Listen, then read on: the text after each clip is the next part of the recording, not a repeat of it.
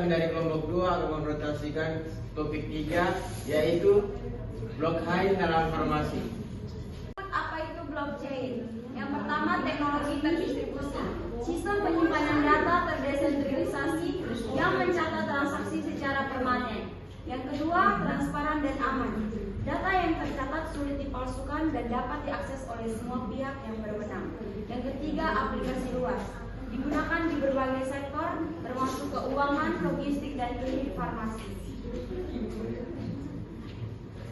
Yang berikut, manfaat blockchain di industri farmasi. Yang pertama, terkait keaslian obat.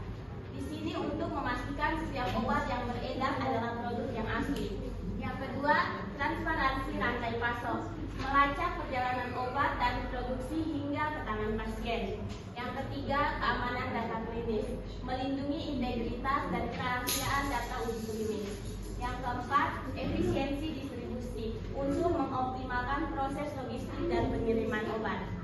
Yang berikut masalah utama industri farmasi. Yang pertama, tentang pemalsuan obat, seperti ancaman serius terhadap kesehatan publik dan integritas industri. Yang kedua, kurangnya pelacakan, seperti sulitnya mengetahui asal-usul dan jalur distribusi obat. Yang ketiga, distribusi ilegal, obat-obatan yang tidak sah masuk ke pasar tanpa pengawasan. Yang keempat, data uji klinis kurangnya transparansi dalam hasil penelitian obat. Selanjutnya, blockchain dalam rantai pasok obat. Blockchain memungkinkan pelacakan obat secara menyeluruh dari produsen hingga pasien. Setiap pergerakan obat dicatat dalam ledger yang tidak dapat diubah, memastikan transparansi dan keaslian. Yang pertama, produsen, obat diproduksi dan dicatat di blockchain. Yang kedua, distributor, pencatatan saat obat berpindah tangan ke distributor. Yang ketiga, apotek, obat diterima di apotek, status diperbaharui di blockchain. Yang keempat, pasien dapat memverifikasi keaslian obat dengan lebih mudah. Berikutnya adalah mencegah obat palsu dengan blockchain. Integrasi QR Code atau RFID dengan blockchain memungkinkan verifikasi keaslian obat secara instan. Ini secara signifikan mengurangi resiko pemalsuan dan membangun kembali kepercayaan pasien terhadap produk farmasi. Yang pertama ada QR Code atau RFID tambah blockchain menghasilkan verifikasi obat yang asli. Yang kedua, mengurangi risiko pemalsuan obat di pasar. Dan yang terakhir, meningkatkan kepercayaan pasien. Baik, selanjutnya blockchain dalam uji klinis. Data uji klinis yang disimpan di blockchain menjadi transparan dan tidak dapat diubah.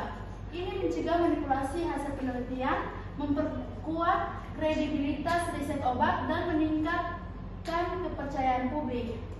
Yang pertama, ada data transparan. Semua data uji klinis tercatat secara permanen dan dapat diaudit. Yang kedua, anti manipulasi. Integritas data terjamin dan juga akan mengurangi potensi kecurangan.